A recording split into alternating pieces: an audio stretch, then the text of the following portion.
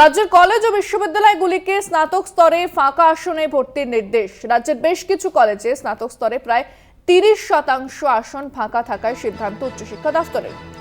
30শে November পর্যন্ত ভর্তি প্রক্রিয়া চলবে বলে জানানো হয়েছে। কলেজ ও বিশ্ববিদ্যালয়গুলিকে তাদের নিজস্ব অনলাইন পোর্টাল চালু করে ভর্তি প্রক্রিয়া সম্পূর্ণ করার নির্দেশ।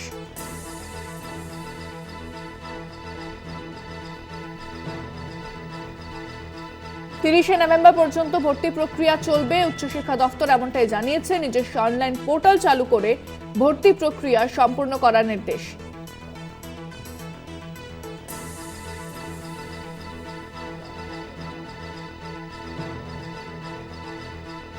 ফোনে রয়েছেন প্রতিনিধি শুভঙ্কর মণ্ডল। শুভঙ্কর, কি জানানো হচ্ছে উচ্চশিক্ষা দফতরের পক্ষ থেকে? দেখো, তোমায় জানিয়ে রাখি এই মুহূর্তে গুরুত্বপূর্ণ খবর। রাজ্যের কলেজগুলিতে ভর্তির যে প্রক্রিয়া সেটি কিন্তু আমরা জানি যে জুলাই মাস থেকে শুরু হয়েছিল এবং প্রায় 4 মাস অতিক্রান্ত হয়েছে। এখনো বহু কলেজে প্রায় 30% মতো সব মিলিয়ে আসন ফাঁকা রয়ে গিয়েছে, যেটা কিন্তু রীতিমতো চিন্তা। এবং উচ্চশিক্ষা দপ্তরের কপালে এই মুহূর্তে চিন্তার ভাঁজ। তারা চাইছেন ওই আসনগুলো ভর্তি হোক, যে কারণে এই বছরই প্রথম যে সেন্ট্রালাইজ কাউন্সিলিং সিস্টেম বা বলা যেতে পারে West Bengal centralise admission portal যেটি খোলা হয়েছিল, সেটিতে ভর্তি প্রক্রিয়া সম্পন্ন হওয়ার পর সেই পোর্টাল বন্ধ করে দেওয়া হয়। এখন দেখা যাচ্ছে যে তারপরে বহু কলেজে আসন ফাঁকা রয়ে গিয়েছে বহু বিষয়।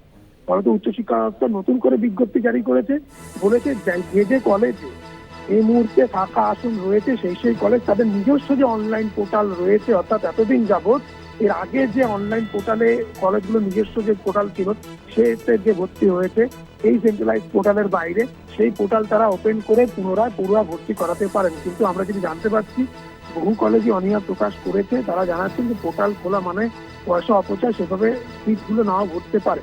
তবে উচ্চশিক্ষা দপ্তর চাইছে যে অবিলম্বে যাতে এই সিট ভরে যায় এবং আগামী 30শে নভেম্বর পর্যন্ত এই অ্যাডমিশন প্রসিডিওর চালাতে বলা হয়েছে। এখন দেখার যে এই বিজ্ঞপ্তি জারির পর আদতেও কলেজগুলোতে এই যে 30% যে আসন ফাঁকার কথা বলা হচ্ছে সেটি কতটা পূর্ণ হয়। ধন্যবাদ শুভঙ্কর।